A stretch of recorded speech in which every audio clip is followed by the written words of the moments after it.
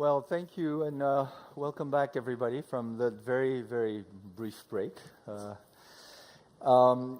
think Professor Kreisner really set the stage wonderfully for this opening plenary session.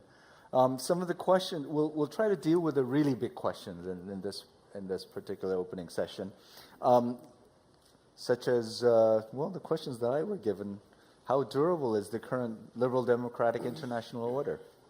Is that big enough of a question for you? Are we entering a unipolar, bipolar, multipolar, or non-polar world? Looking forward to 10 years, what do you think are the greatest threats to the future of international peace and security? These are some of the very broad issues that we'll try to deal with. And to help us deal with these very important questions, we have four distinguished panelists. Allow me to briefly introduce them, starting with Professor Jia Qingguo, Professor of and Associate Dean of the School of International Studies at Peking University. He has taught at many universities in the United States, including Vermont, Cornell, UC San Diego, and others. He has published extensively on U.S.-China relations and the cross-straits relations as well. Next to him is Dr. Douglas Paal, who is the Vice President for Studies at the Carnegie Endowment for International Peace. He's also served in the private sector, worked in the private sector as Vice Chairman of the J.P. Morgan Chase International. And of course, he's one of the foremost intellectuals and practitioners in the United States of this part, on this part of the world. To his left is Dr. James Steinberg, who is the Dean of the Maxwell School at Syracuse University and the University Professor of Social Science, International Affairs, and Law. And of course, as all of you know, previous to his deanship, he served as the Deputy Secretary of State in the Obama administration. His publications include Difficult Transitions, Foreign Policy Troubles at the Outset of Presidential Powers, which he co-authored with Kurt Campbell. To his left is Professor President Tanaka Akihiko. Dr. Tanaka is currently the president of the Japan International Cooperation Agency. And of course, as many of you also know, he was most recently the vice president of University of Tokyo and the director of the Division of International Affairs at the University of Tokyo. His publications include The New Middle Ages, The World System in the 21st Century. So once again, thank you all for joining us. And again, as we always try to do, we'll try to have as a lively interaction and conversation for us. But I would like to give each panelist just 5-6 minutes to make opening statements, and we'll start with Professor Jia. Okay, thank you very much, President Hahm. It's a great honor and privilege to come here to talk and share some of my thoughts on this issue. It's the world in disorder. In a way, the world is always in disorder. Thus, when we use disorder to describe the world, it seems to me that one should put it into proper perspective. As far as the world we are living in is concerned, it seems to me that the following facts deserve our attention.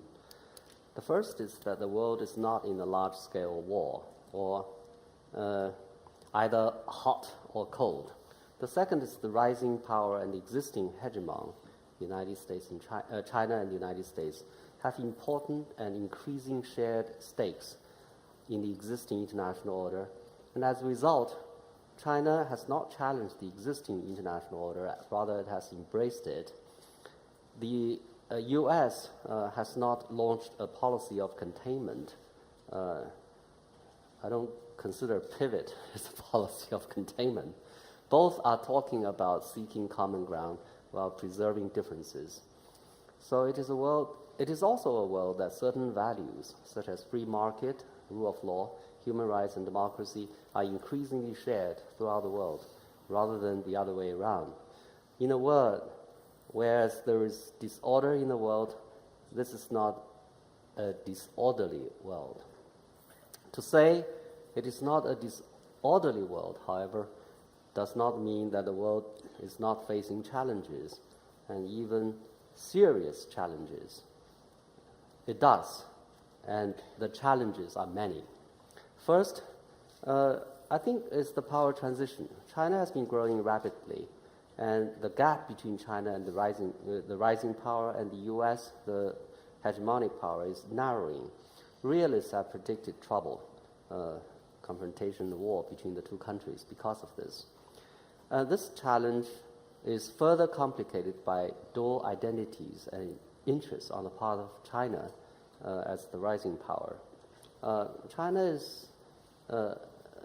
has dual identities and interests in many aspects. It is a developing country, it's a developed country, it's a weak country, a strong country, it's a poor country, rich country, ordinary power and superpower.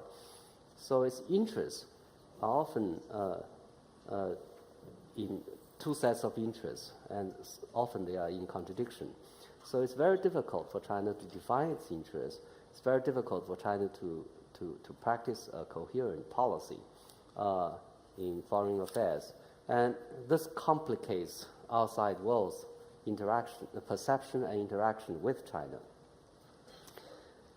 And all this happens, and of course, all this happens at a time when the world is facing many global challenges, ranging from proliferation of weapons of mass destruction to climate change. And it also happens at a time when we most need leadership. However, the world is facing a problem of leadership deficit. The US and Europe are focused on domestic issues or internal issues. Japan has a problem in terms of history, and China is also focusing its attention on domestic problems, and also, and at the same time, it has not acquired much interest in managing world problems. So we are facing a range of problems. How durable, under the circumstances, is the current U.S.-led liberal democratic order, international order? I think the liberal democratic order is durable. Many countries have now turned to democracies since the end of the Cold War, and even China is trying to construct a socialist democratic politics, as it is termed. So Chinese government is saying democracy is a good thing, but then we should practice according to Chinese conditions. But whether it's the liberal international order is going to be U.S.-led remains a question. It all depends on the will and the way the U.S.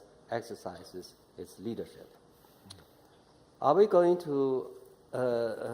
Are we entering a unipolar, bipolar, multipolar, or nonpolar era? I think in the short run, it's going to be unipolar. Despite China's rapid rise and its economy may overtake the U.S. In terms of size, the power gap between China and the United States remains huge. Recent developments also indicate that China's economic development may slow down. So it will take some time before one can talk about systemic change, that is from unipolarity to something else. Looking forward 10 years, what are the greatest threats to future of international peace and security? I think the greatest threat remains how China and the international society manage the rise of China. Both sides need to fully appreciate the challenges. Both sides need to take necessary steps to manage their relationship. At the conceptual level, I think the international society should learn to adapt to China's rise, and China should learn about the limits of its power. The international society also needs to be patient with China, and China is changing. It has been changing in a positive direction in general. So a little patience doesn't hurt. China, on its own part, should be cautious and pragmatic as to what it does. It is in the process of change, both in terms of identities and interests. So it has problems of defining its interests. It has to be very cautious in its actions. taking a strong position only when it is absolutely clear about its implications. Finally, both sides should engage in effective cooperation on selected specific issues and build trust through successful cooperation. I'll stop here. Thank you very much. Thank you very much.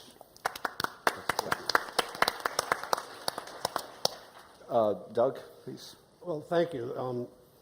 Thank you very much for Asan's terrific organization, the staff, just terrific support for all of us who've come to participate in the conference and for the work you've done, Chaibong. The conference topic of disorder reminds me that there are a few people in the room of a certain age who will remember 1968 in the United States, which is one where we thought we had reached, many of us thought we'd reached a point of permanent disorder. Riots in the streets in Chicago over the Democratic Convention, the shooting of Martin Luther King, Tet Offensive, death of Robert F. Kennedy. At that time, Richard Daley went before the cameras in a kind of excited moment as mayor of Chicago and said, "Gentlemen, the police are not here to create disorder. They're here to preserve disorder." And of course, we all have a professional interest in this ourselves. It keeps people talking to us. But I think I'd like to make 3 points today about the topic that you've posed for us. First, I think we have a remarkable opportunity in the fact that on his first visit as vice president to the United States, Xi Jinping, the then vice president, talked about building a new kind of great power relationship with the United States.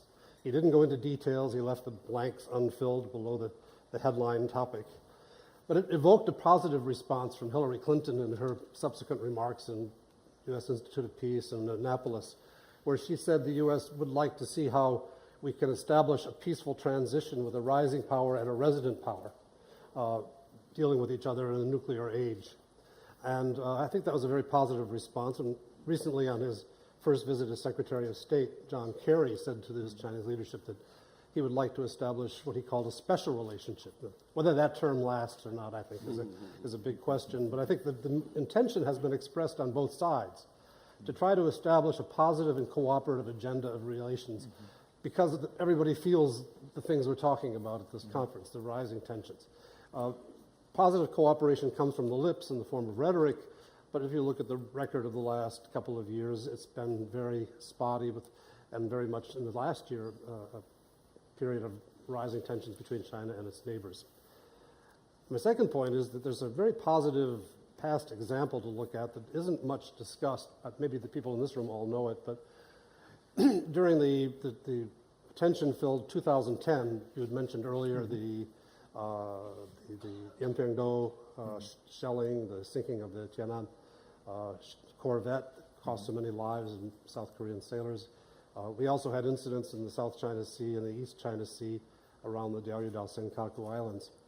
And not very well understood is that in that period, the Obama administration dispatched Larry Summers as chairman of the National Economic Council and Tom Donilon, who was then Deputy National Security. Were you on that trip? No. That Deputy National Security Advisor to Beijing in September 2010 to say, let's stop and put this on a better course. And the present that was put on the table to be unwrapped by the Chinese was a real state visit to the United States by Hu Jintao, who had kind of a half-state visit under the Bush administration, and there were many unsatisfying elements about that. But the U.S. also said, but there are some issues that we need to clear away if we want to have a really good state visit. And they talked about bilateral trade and investment issues, reducing tensions in some of the coastal territorial spots, and some restraint on North Korean behavior, movement on the currency.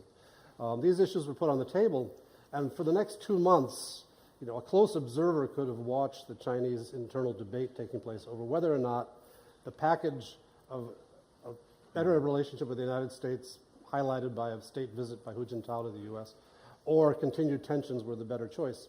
And the good news was that in December 2010, virtually on the same day that the White House received a positive response to the invitation for a state visit, Dai Bingguo, who was then handling affairs at the top of the Chinese foreign policy apparatus, published an article on the Foreign Ministry website saying China needed to return to the path of peaceful development. And lo and behold, the many very outspoken Chinese commentators who were egging on conflict between the two sides suddenly went silent. We saw a really good period of involvement, including embedding in this new post-2010 relationship an exchange of visits which led up to the Xi Jinping visit to Washington and Joe Biden's visit to China in August 2011. 2011, yes. I take this second point as very, very important because it's instructive that positive engagement, agenda setting, can put us on a track that's more constructive. But it's not something you just do for a year or two. It's got to have a long-run program. So this brings me to my third point today, which is we're at a new phase. Your film at the outset of today's session talked about the leadership changes all over the region. It's time for a kind of a regional reset for all of us to establish a new agenda. Obviously, Xi Jinping has his domestic priorities. President Obama has his priorities. Others in the region have theirs. But along the way, we need to find mechanisms to try to fill out the substance that comes under the headline of a new kind of great power relationship.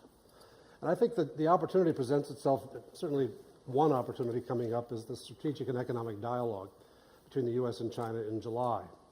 And I think we ought to take this dialogue and move it to a higher performing level of ambition.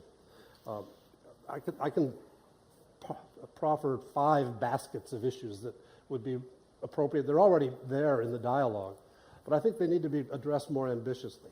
Let's take the economic side, for example.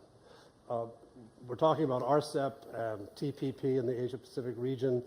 China's in RCEP, not in TPP. Sometimes people think there's an effort by the U.S. to exclude China. I don't agree that that's the case, but that's one of those perceptions out there.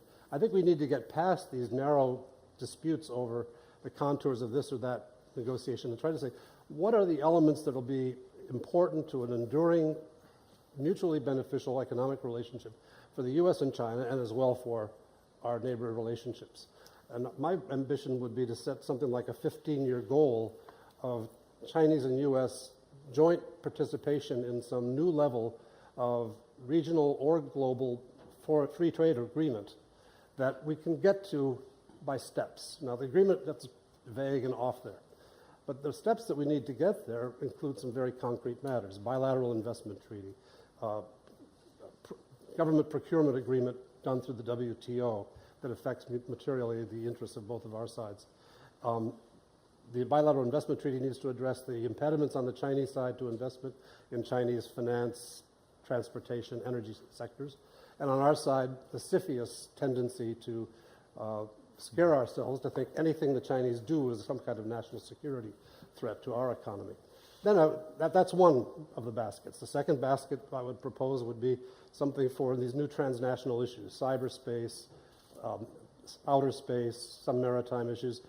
And then again, set high ambitions that are going to engage the bureaucracies for a decade or more in trying to achieve substantial forms of new international rules of the road on how to deal with these problems. Some of these are not soluble. Intelligence theft and using the cyber weapons of mass destruction are probably never going to be negotiated away. But theft of intellectual property, theft of processing and the like is something that, anti-pornography on the internet, these are areas where we ought to be able to find a basis for cooperation. Third, and very important to this conference, I think, the basket would be regional issues. And I would have my own hierarchy. It would start with the Korean Peninsula, where we would try to find a mechanism for the United States, and it would probably have to be us taking the lead, but to try to evoke from the Chinese a strong response to what do we see as the long-term basis for stability on the Korean Peninsula that meets the interests of the Chinese and American governments. And is that basis one where we perpetuate the state that Stephen Krasner so effectively described in his presentation, or do we find some alternative outcome, and how do we get there? What are the reassurances, whether we want to use that word, Jim, you tell me, the reassurances, and mutual understanding of what our bottom line is, what our red lines might be, and then try to find some modus vivendi to get there. Then we move down the coast. You've got the East China Sea. There are potential for agreements on rules of the road, codes of conduct, fishery agreements, mineral extraction agreements. probably done on a multilateral basis to allow the countries to get around this sensitive sovereignty issues.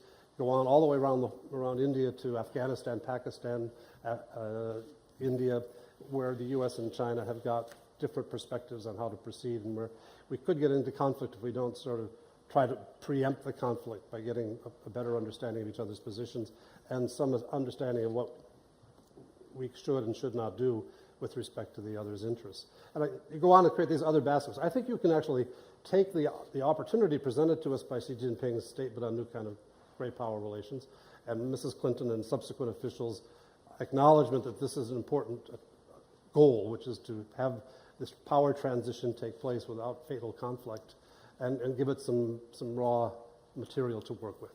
Thank you. Okay. Thanks, Doug. There's Steinberg. Jim, please. Thank you, and thanks for the opportunity to be back with such a great group of people and a terrific panel to start this off. One of the things I've learned over the years is that policy planners, present and former, are bad predictors.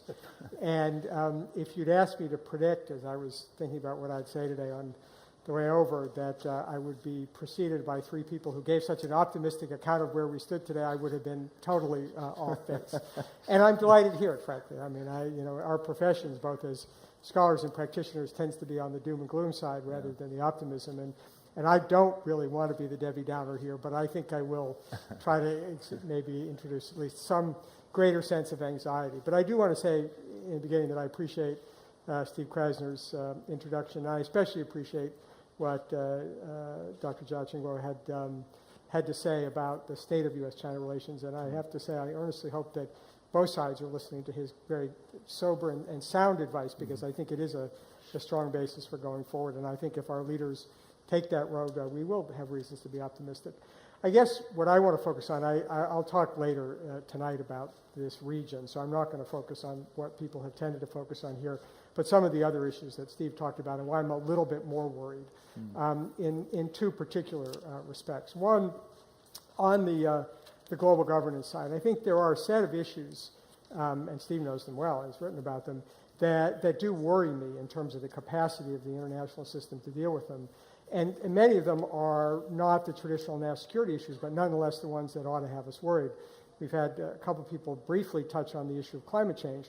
But if ever there were an issue, a problem from hell, this is one for the policy community, that the fundamental incapacity of the structures we have both at the national and the international level to deal with this challenge, which frankly, I mean, it's partially a function of the fact that my wife is a climate scientist, but you look at this and you look at the trajectory that we're on and the potential consequences of what we're doing and the probability that we will develop effective strategies to deal with it, it's quite troubling. And it is a major source of disorder. I mean, this is not just an inconvenience, but actually could be fundamentally upsetting economic, social, political order in many, many places.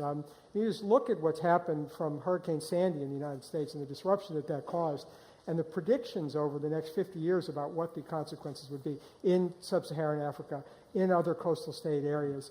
And this is a phenomenon the likes of which, in terms of a game changer, I think we have not really put our heads around. And having been deeply involved back in the days, back from the Clinton administration, when we tried to begin this conversation at Kyoto and then following through all the COPs and the UNFCCC since then, the reality is we aren't even nibbling at the edges here. And while there's certainly efforts being made, and I applaud some of the things that China's doing in particular to try to deal with issues around energy intensity, the disconnect between the level of effort and the nature and the seriousness of the problem strikes me as a really, really serious problem.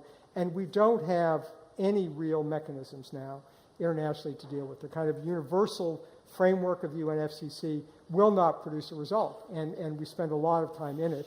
Efforts, Steve talked about, coalitions of the willing, the major economies effort was an attempt to find a structure to do that, but it hasn't, in fact, generated the kind of concerted international efforts. And, in absent a silver bullet of somebody figuring out some shield to put up in the sky, I think we are in for major, major trouble here, and, this is another one like Steve's final category I don't have a good answer to, but I do worry a great deal about it. And I think related to his observations about biological warfare, you don't even have to have a malign actor. We look at what's happening with the latest strain of avian flu and the potential for pandemic disease and the nature of the way in which just the natural order is causing mutations, the way in which our use of antibiotics and others have made us less able to respond to these things. One should not forget what happened with the Spanish flu in 1918, 1919, and something of that scale is absolutely, it's not a black swan. I think it's a high possibility. And again, we don't have the institutions or the mechanisms for the global surveillance, the global interventions to deal with these things. And these aren't even coming from malign actors or even necessarily from weak states. They can come from lots of places. And so there's a set of phenomenon there that I worry a lot about. And the second set of phenomenon that's related is that it's not, and Steve touched on it, it's what Tom Friedman calls the super-empowered individual, but it's also the fact that so many of the big phenomena now are mass phenomena. And so much of what Steve correctly said is the sort of the focus of grand strategies on what states do as opposed to what peoples do. There's been a lot of criticism of the current administration and others about not having a strategy towards the Arab Spring. I don't know how you have a grand strategy towards mass movements of that sort. I think that we're in a world in which the combination of technology and communications have created a whole new set of phenomena that are very, very difficult to wrap your hands on in terms of policy and getting around it.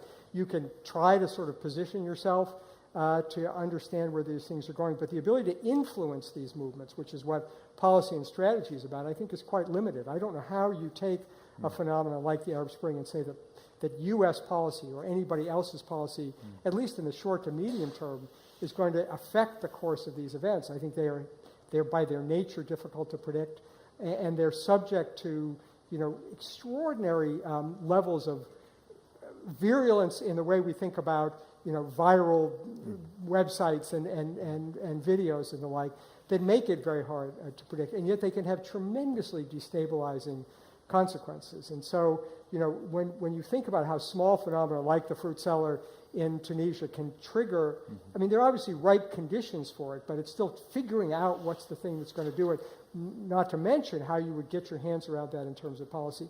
And those destabilizing forces are quite considerable. I mean, one is not surprised why, although I'm happy about it, that the leadership in China sees the Arab Spring and gets very nervous, because it's hard to know what would trigger the kind of phenomenon that seems low probability but high consequence.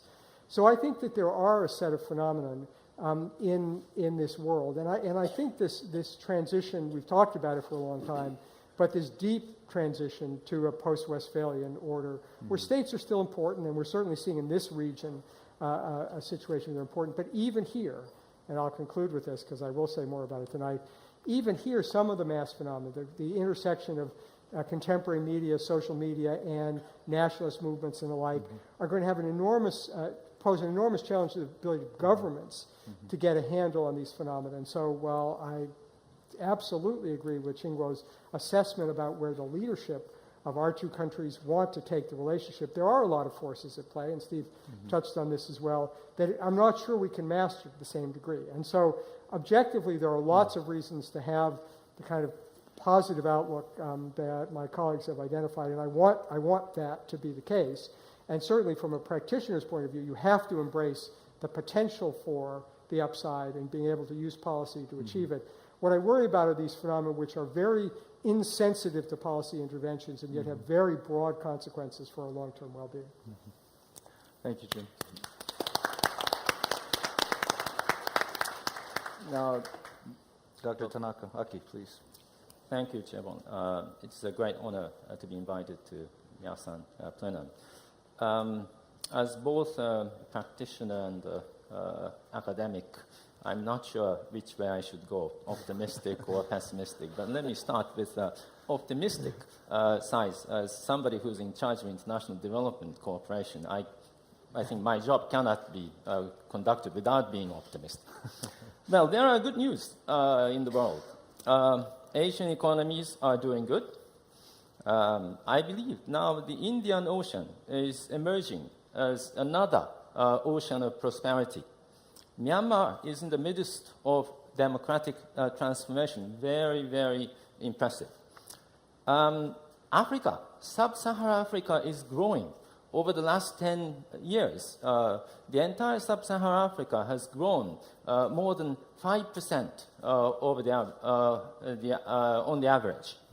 And Latin America. Nobody talked about Latin America without probably Chavez, post-Chavez relations with the United States. But Latin America is very, very peaceful now. And so there are positive elements. But then, of course, this is the subject is disorder. So I need to come back to the sources of disorder. I see three sources of disorder in the current world system. One, financial crisis in Europe. The second, interstate politics in Asia. And the third, fragility and domestic violence from what I call the dry area stretching from Afghanistan to the Sahel region in Africa.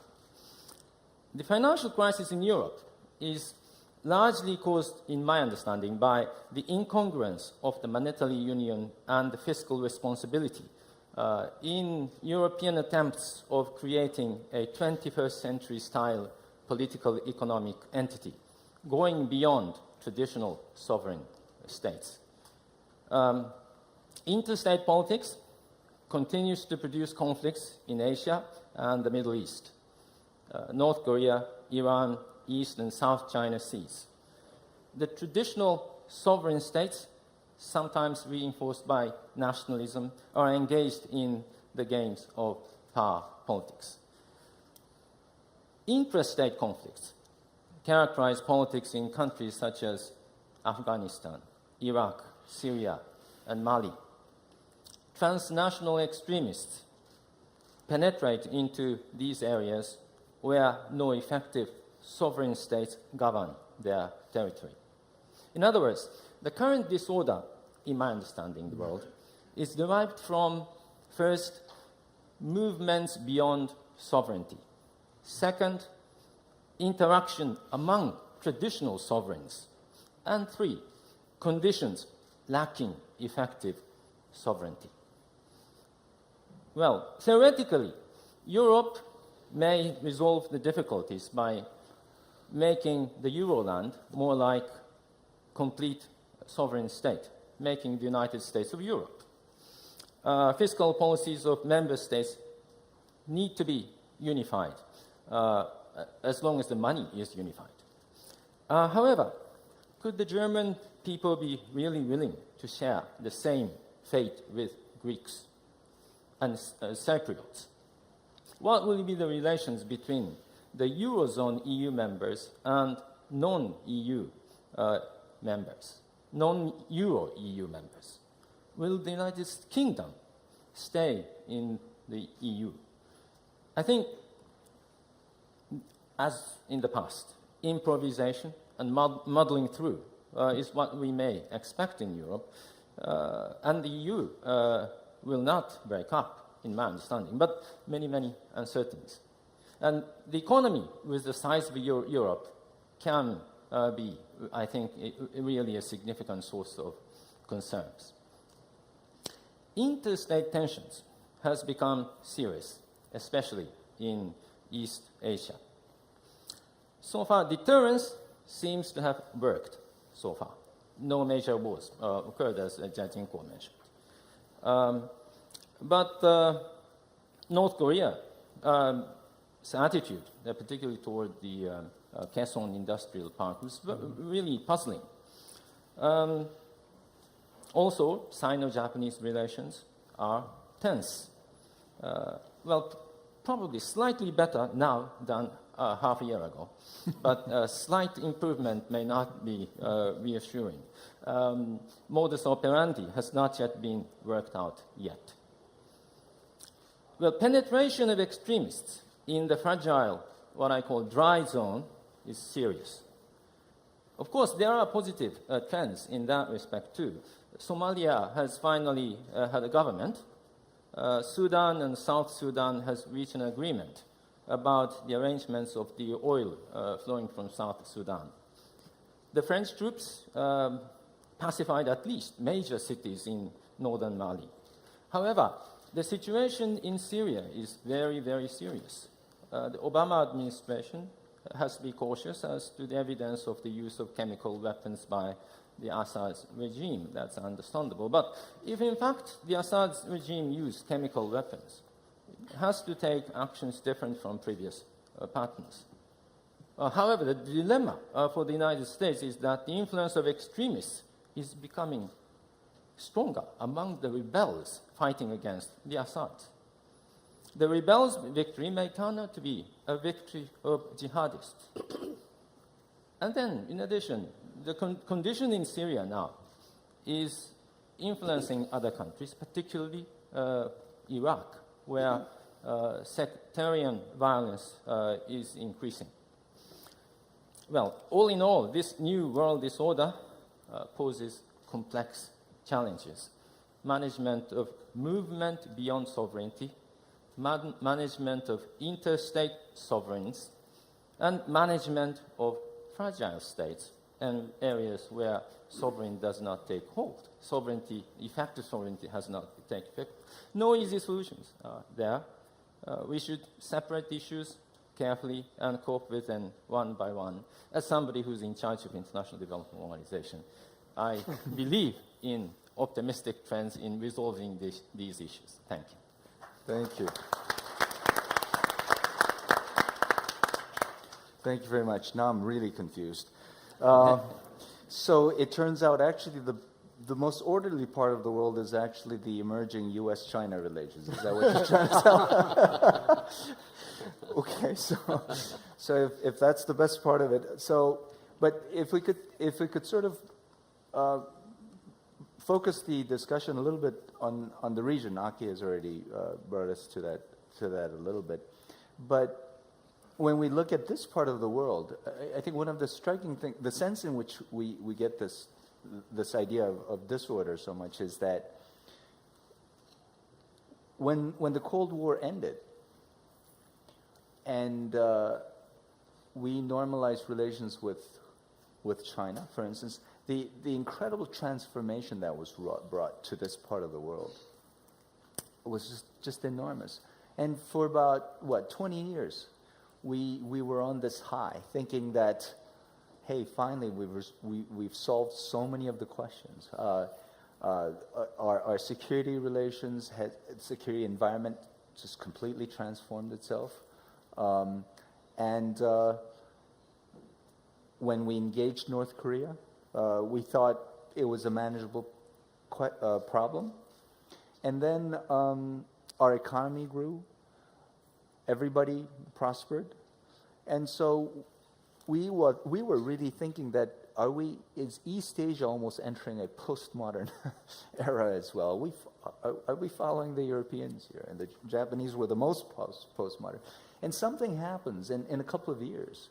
And then we're all of a sudden transformed into this very, very pre-modern or quintessentially modern era in this part of the world. And then all the question, not only is the sense of what we had, the sense of achievement based upon what we thought was at least the regional order is being fundamentally overturned.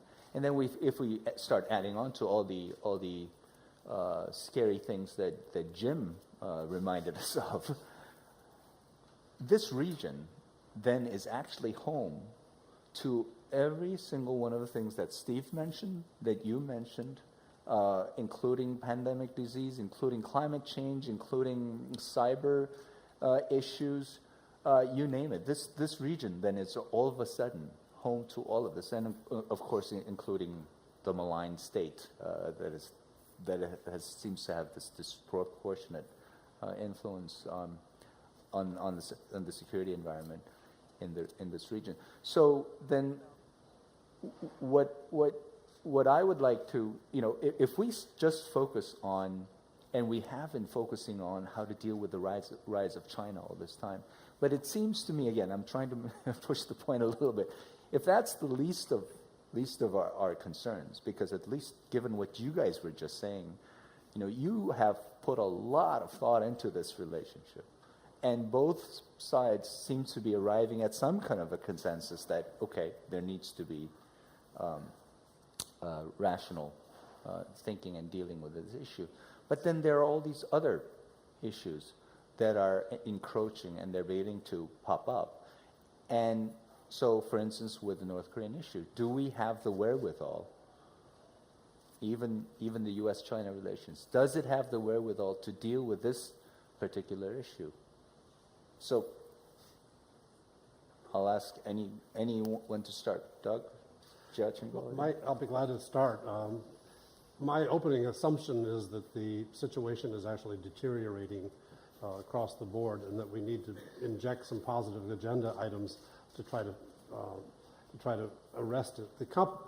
We have competition and cooperation. Competition is gaining rapidly on cooperation, and if you look at the inventory of disputes in this part of the world, there's one unit or maybe the Chinese would argue two factors that are common to all of them, which one of them is China and its disputes with each of these countries and its support for North Korea's behavior. And secondly, they would allege in China that the U.S. was behind a lot of the recalcitrance or reluctance or difficulty with Vietnam and Philippines and even Taiwan and Japan.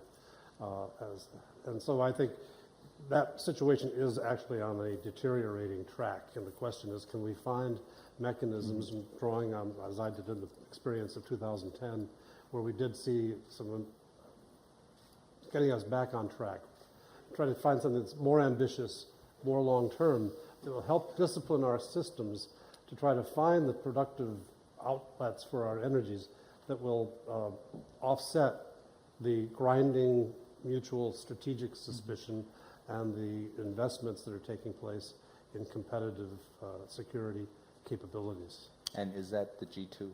No. No, I mean, I don't think it's a G2, but I think the difference is that, I mean, one can be optimistic or pessimistic, and I share Doug's concern that the situation is deteriorating. But the difference is that with these state-to-state problems, it's possible to imagine a set of solutions and a set of approaches that could mitigate the problem. It's not going to solve them. There will be a competitive element, and I think we have to understand that, I think, again, Steve helpfully pointed us, is you can't freeze the international system. It's always changing. There are always underlying demographic, economic, social. So it has to be a constant period of adaptation. The continent of Europe only lasts for a period of time. The deals can't hold. So you're not going to get to stop doing these things. But this is statecraft in the ways that we kind of know it. And there are domestic political pressures that make it hard, and it will take leadership, and all those things are right. But one can specify, as Steve and others and Qingguo have done, things that you could do that would mitigate, ameliorate these problems. And so that's where I think the optimism comes. And you rightly raised the question sort of on the places where you can't figure out where the statecraft is going to work, and that includes both what I talk about, which is sort of the non-state phenomenon, but also in the case of the malign states that Steve talked about, where statecraft doesn't seem to be working. I mean, the problem with Iran and North Korea is that there are lots of models about how you deal with these situations, inducements, threats, grand bargains, step by step. But none of them seem to be, because we've tried them all, right? I mean, I think the frustration, both with respect to Iran and North Korea, is that there's a sense that we've got this grab bag of ways in which we deal with these policies, and one by one we pulled out all the tools, and none of them working. Now, people, you hear in the debate here, you hear in the United States, well, you didn't try that one hard enough. But I don't think that's the problem. I don't think it's because we haven't been nice enough to the North, we haven't been tough enough on the North. I think it's just we haven't figured out, how you do this and what it is that goes into the calculus, or whether there is a state-to-state solution here. I mean, part of the problem is that it may be, I know a lot of people say they're rational, but there's always a rationality of some kind. Rationality is situational. But I think that especially with North Korea, and to some extent with Iran, the existential framework within which the leadership thinks about these problems here just may be impervious to all these things, including the kind of extreme measures. We talk about, could you get China to completely cut them off? I'm not so persuaded that even if we did, that would get them to, I mean, it would cause chaos in the North, but it wouldn't let them, it wouldn't necessarily leave and say, oh, now we get it. Now we have to change our ways. It may be that the kind of the structures that they've created in terms of their own ideational myths and all that may make it not so susceptible to policy per se.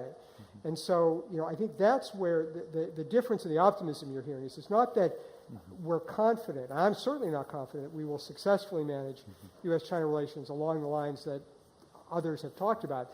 but I can see a game plan along the way Doug talked about it and Qingguo that would work. If we could get people to do it, if we could manage the domestic politics, it would work. And so that leads you to be at least more positive about at least the chance of coming out, as opposed to these things which feel much more intractable.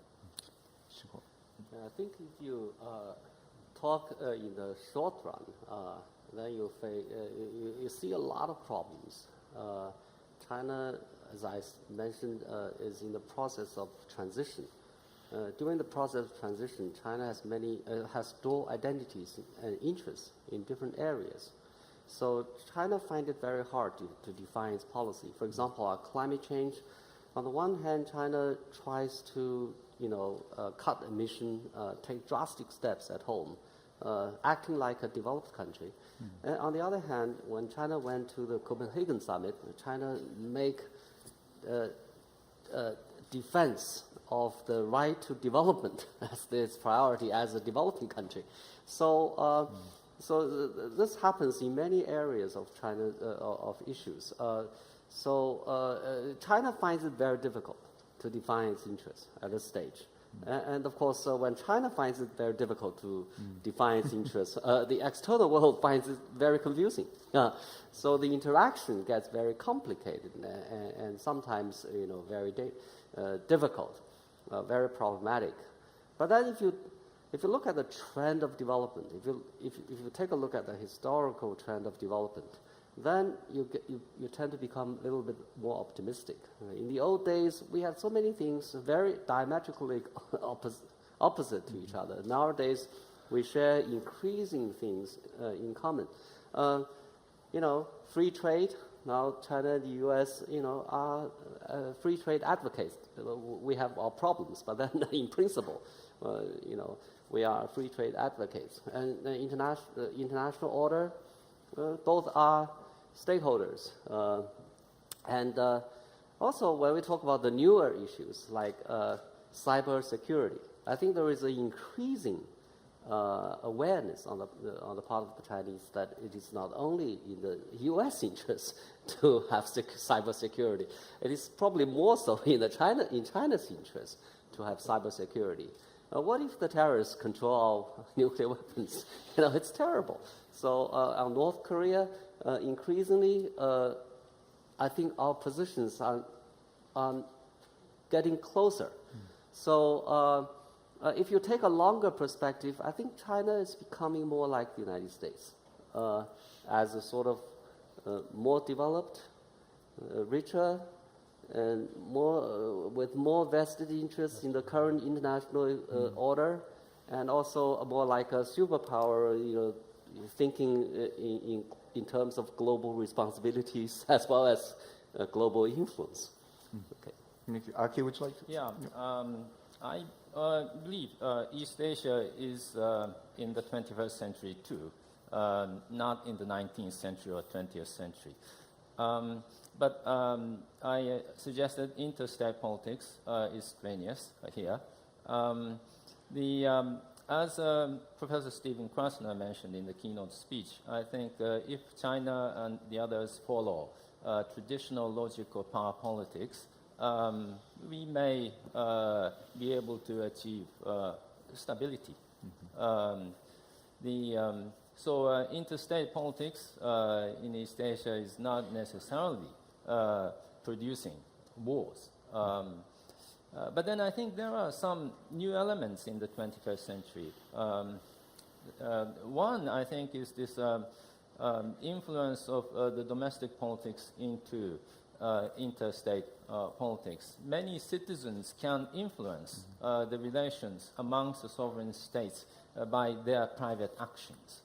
And then as a country becomes more democratic and more open, it is very hard to prevent these private citizens to having influence on interstate relations. And therefore, probably we need a lot more capacity on the part of the governments to prevent accidents, prevent unnecessarily escalation, and that sort of things.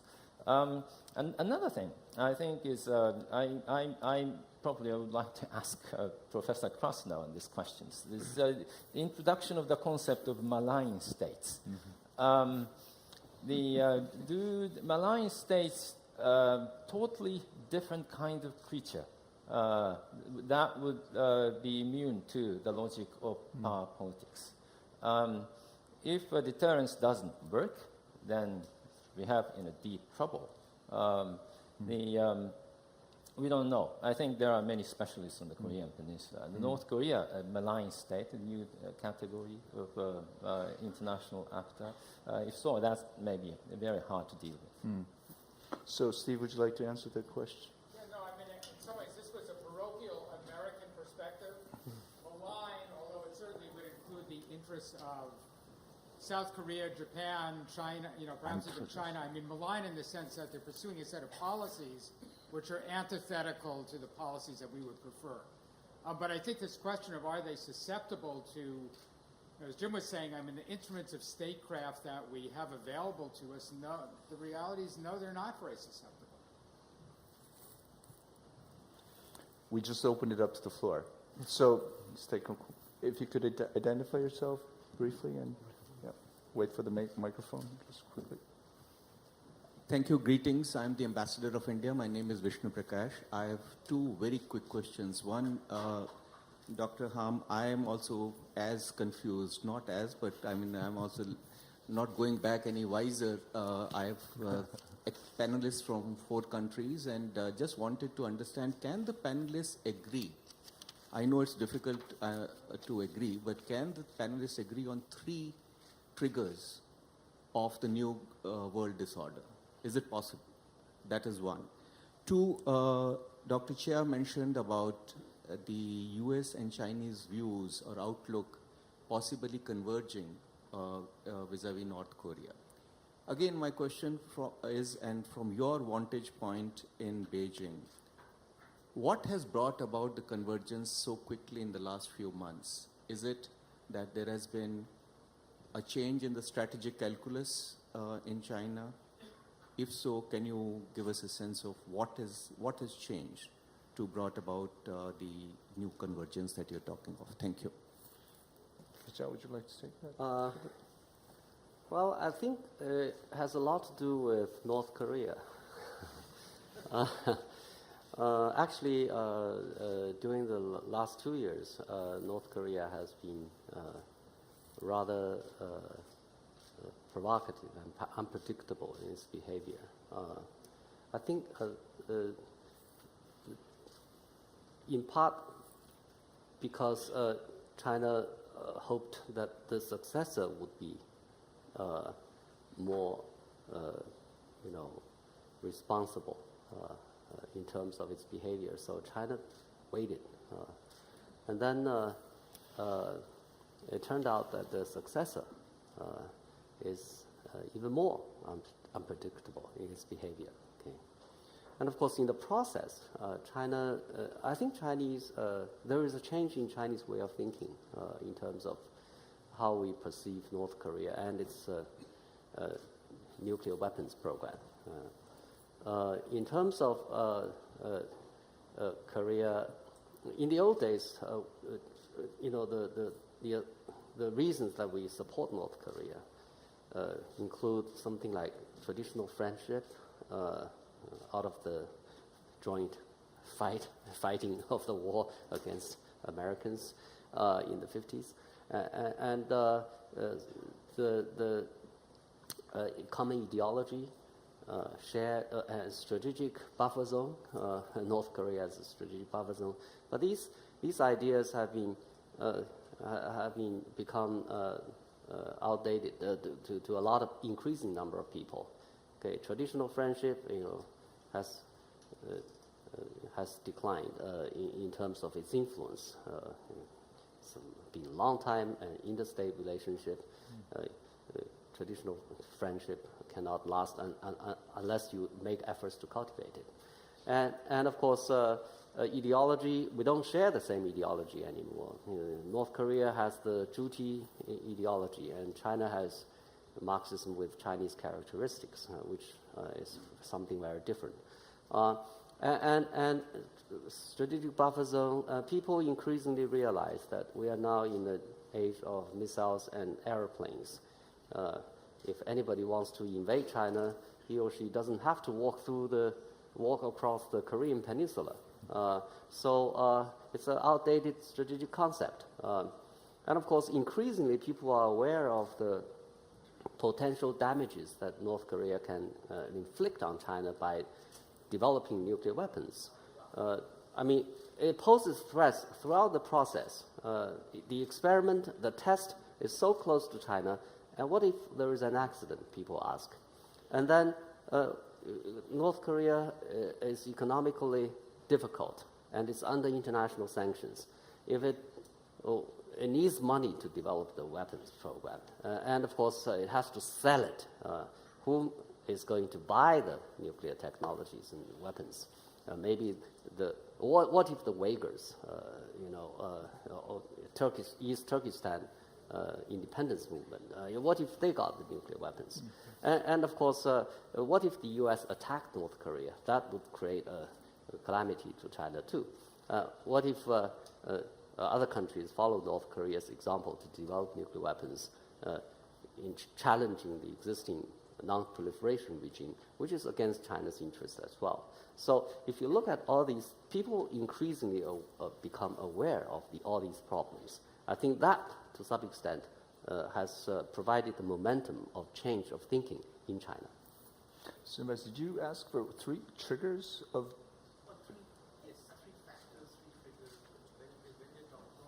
disorder?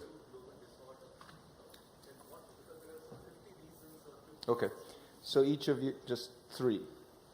I can give you 2 potential triggers for major disorder.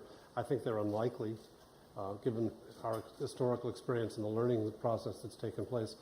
One, a collapse of the American will to conduct its international responsibilities. I mean, it's conceivable we could have a domestic loss of a consensus on how to proceed. We see factions in the Republican Party that were never there before about international responsibility.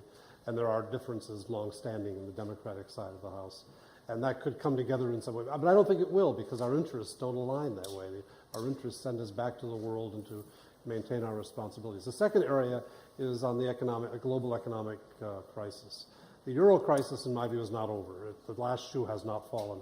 And we're going to see some departures from the Eurozone that are going to be very stressful and that will have knock-on effects on the Chinese export capacity, Indian export capacities, and others. But I don't think, having been through the 97 crisis, the 2008 crisis, I think we've learned how to pull together when we have to and not to engage in the kind of highly destructive policies that we saw in the 1930s, where the U.S. in the lead was shrinking markets and really striking out in directions that turned out to be very harmful. I could see it going that way, but I think it's very unlikely to do that. Jim, 3? Well, I do think on the economic front, I think we've forgotten how close we were to a total meltdown of the global economic system at the end of 2008 and beginning of 2009. We were perilously close to and the consequences of that, it's just, you could spell it out. But I mean, it would be transformative. I certainly agree with Steve's point about the use of a nuclear weapon in a major city, either by a state or more likely a non-state actor. But I come back to, I do think that these issues around global public health and climate are the big triggers. It is very easy for me to imagine the way in which it would change the world in which we know it. People forget. We've been through SARS, we went through the bird flu. We had a situation not too long ago in Mexico where there were instances of the bird flu, and we were fortunate that the nature of the transmissibility and stuff didn't. But think about the consequences of just the U.S.-Mexican border. If the American public became convinced that there was an outbreak of a pandemic disease that was not susceptible to easy public health interventions, what it would do, and then take that to a global scale. So that's a big preoccupation, whether it's naturally occurring or deliberate through the use of biological warfare. Aki, you have 3? I think I listed 3 sources of disorder, and my categories are broad enough to, I think, embrace many of the points were raised. Okay. Thanks. Next, Dr. Lee? Oh, General Pan, you already have a microphone. Go ahead, please. And then- If I could add a few thoughts or explanations to what Jia Qingguo has just said, that the two countries, China and the United States, are getting closer in their position towards North Korea. I think chiefly because the United States are getting a little closer to China's position, rather than China changed its position. I think China has repeatedly emphasized its traditional three-point position towards the nuclear issue in the peninsula. And that is, first of all, denuclearization as a top priority. And secondly, peace and stability of this region must be maintained. And thirdly, the issue must be resolved through dialogue, peacefully. And when John Kerry visited Beijing just a couple of weeks ago, I think that the two sides got a general agreement on these principles. And Kerry quite explicitly emphasized that there is no alternative to a peaceful resolution through negotiations. Dialogue is very important. And the restraint to act in any way to fuel the tension should be encouraged. And therefore, I think that after the visit, the United States actually showed some kind of restraint in showing military muscles and also offered a kind of window of opportunity for dialogue. So I get in that this is really a window of opportunity in the future when the two countries agree on these very fundamental principles for the solution of the nuclear issue. I think that there is still some kind of a hope for the future, a calming down of the tension and also reactivation of a regional kind of solution. Thank you. Thank you. Dr. Ino, if you could. Yes. It's good to hear that after all, the disorder might be more manageable than we feared. But I have a sort of question from a fairly different angle. Disorders erupt because there are causes. Is it not incumbent upon us to address the deeper lying causes? Who is going to discuss this? Is it also not upon us to discuss some ways to remove the root causes or at least reduce the intensity of what may cause disorders?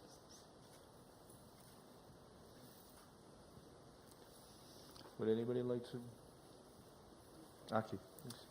I think we need to increase people's trust and people's living conditions, and to deal with the people's aspirations.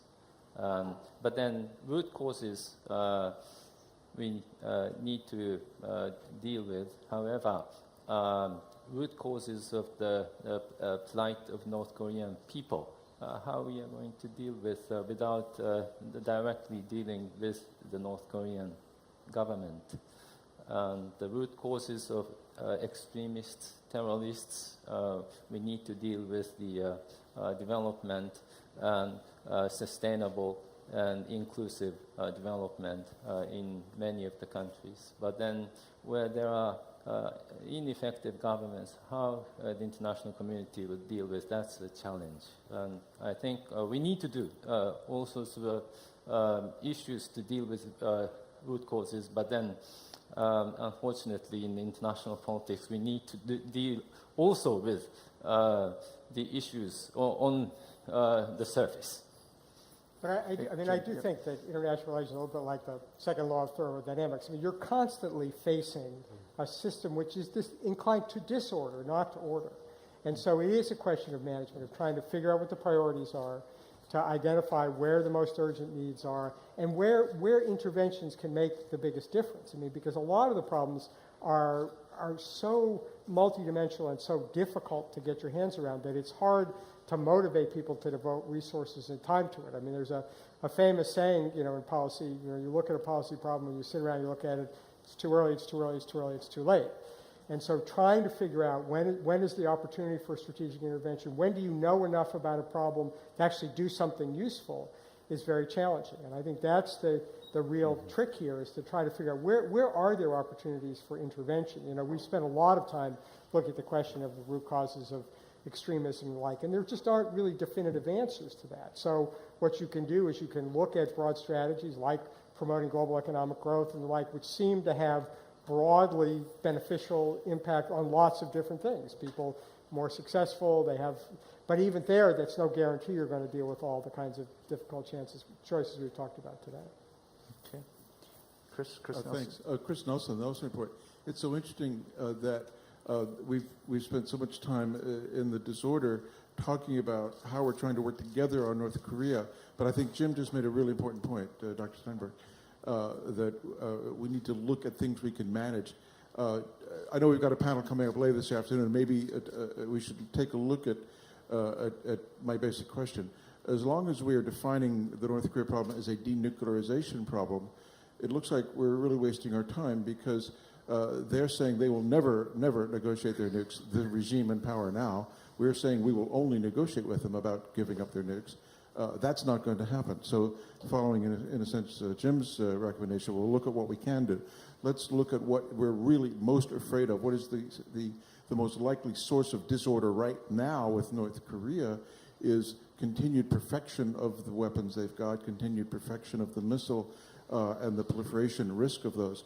If we focus on that and not the ultimate, you give it all up, maybe that's a more manageable way to approach it. And there is a track record, starting from 1994, that shows there are ways to deal on more than the margins, on the substance of what they're producing, even if they don't give up the ultimate goal. So maybe we can, in a sense, define down the ultimate risk of disorder with these guys by finding things that really would make a substantive difference in reducing disorder, i.e. Some kind of freeze on missile and bomb development, and some kind of enforcement deal that obviously would involve China very heavily on proliferation. Thank you. Would you like to? Anybody? I think I certainly agree with Chris on that, and I do think, first of all, the good is not the enemy of the best. We can each take our positions on long-term denuclearization. I think, and there are a lot of greater experts than I here. I mean, I do think it's important to try to reflect on what went right and what went wrong with the Leap Day Agreement, because, I mean, that's exactly what you were talking about, and it seemed like a way forward. And I think there are many people who'd be interested in exploring whether it were possible to return to that. But I do think we have to understand, and maybe Qingguo's got some insight into that, what precisely went. I mean, obviously there's a technical question about what were the understandings on the other side, but putting that's really not the fundamental question, which is this something that actually is something that the North would be prepared to consider, and under what circumstances, and why were they apparently or appearing to be prepared to do it a year ago and not now? Mm-hmm. With one question over there and then one here, and I think we'll probably run out of time after that one. Francesco Mancini, International Peace Institute in New York. I was wondering the opinion of the panel on the role of the UN Security Council in this world disorder. It seems to me that countries tend to go back to the Council to address at least what we call in the panel the dry regions problems. Do you think that it will be a more irrelevant forum in the future? Thank you. Yes. Definitely, I think the UN Security Council is a very important mechanism for us to address international issues. I think China fully supports the UN Security Council to play that kind of a role. With regard to the suggestion you make, I think well, the problem is we can't secure North Korea agreement to freeze its nuclear program. Okay. If it can freeze this nuclear program, that's fine. Okay. But the problem is it will continue to test and then develop more nuclear capabilities. What are you going to do with it? I think probably we still need a sort of more consistent, more effective carrot and stick approach. If it pushes further, then probably we will increase the sanctions. Okay. If it decides to freeze the program or denuclearize or take that step toward that direction, then we can reward it with economic assistance and more security assurance. So in a way, I think states' behavior, if you don't trust that state, that's how you shape the state's behavior of that kind of situation. Yeah. Just on the Security Council, I mean, I think I'm of the same mind as Steve, but I don't want to put words in his mouth, which is, I think there are circumstances where the Security Council may be appropriate, but I think that it's a horses for courses phenomenon, that there are different configurations for different problems, and the Security Council is not always the right one, not least of which because we haven't figured out how to undertake Security Council reform, which is really needed. I mean, it's hard to figure out how to get from here to there, but its credibility and legitimacy is affected by its composition. But there are other things. I mean, the reason, for better or for worse, that there was a successful international engagement around Libya was because it was multiple institutions that came into play: the Security Council, the Arab League, the GCC, and others. And so I think you have to think about looking at problems and figure out which problems are most. What's the right configuration of the international community to be the right set of actors to deal with them? Very quick question to TJ, Professor Penpel. TJ Penpel from UC Berkeley. It's on. There's a certain IR predisposition, I think, on the part of most of the speakers that presumes that the question that has to be dealt with in terms of managing disorder involves how states deal with one another for the most part, although I think Jim Steinberg points out that there are lots of other things going on. But one of the things I didn't hear fully addressed was the issue of the domestic politics and the possibility of very serious, I wouldn't say collapse, but a very serious change, for example, in the nature of the Chinese regime. You've got rising inequality, you've got issues of corruption, you've certainly got issues of violence and protest. Within the United States, you've certainly got rising inequality, issues of unemployment. And I guess one of the questions that I would just pose would be whether we may not also be looking at the possibility of a serious disorder that grows out of the kind of fiscal problems that are now presumed to be likely to end in a matter of months or quarters or whatever, but in fact whether we're on a trajectory where there may be serious challenges to what I guess Doug Paal called the unwillingness of the United States to continue to meet its international responsibilities. But if we get changes in the nature of the American regime and its policies, nature of China and its policies, it seems to me that would seriously affect the entire dynamic that we're talking about. What I hear in your question is the issue of globalization and its social discontents. One of the great benefits of the end of the Cold War is that it's opened employment to people who are otherwise not a part of the modern trading system. And that's driven down wages at a certain level in a lot of countries. And it's contributed to the rusting of our Rust Belt. It's contributed to what Spain has now got 27% unemployment and 50% youth unemployment. And this is where I worry that, take these cases one by one around the world, where globalization has gotten ahead of the ability of governments to bring the standards of their workers up to where they can find jobs that keep them adequately employed and compensated. And that's where I think the problems may come. I hope we can find the mechanisms to deal with those as we go forward. But I would not underestimate the seriousness of these dislocations caused by competition for employment around the world. Well, I'm afraid we'll have to stop at that. But I must say that I'm now very pleased that we finally we started on a very high note about being able to control the disorder, but we ended on a very low note that the sources of disorder are very serious. And I really, Jim's comment on how do we even define opportunities where to intervene. I think that's a very crucial question when it comes to all of the issues that we're dealing with. And as I'm sure all of us felt, this kind of forum, what we try to do is, one thing that we really focus on doing is that trying to let others find about other problems that other people are having, so that your problem isn't always the most serious problem. It seems to me that we have done a pretty good job in sharing that sense as well. So please join me in thanking. Join me in thanking.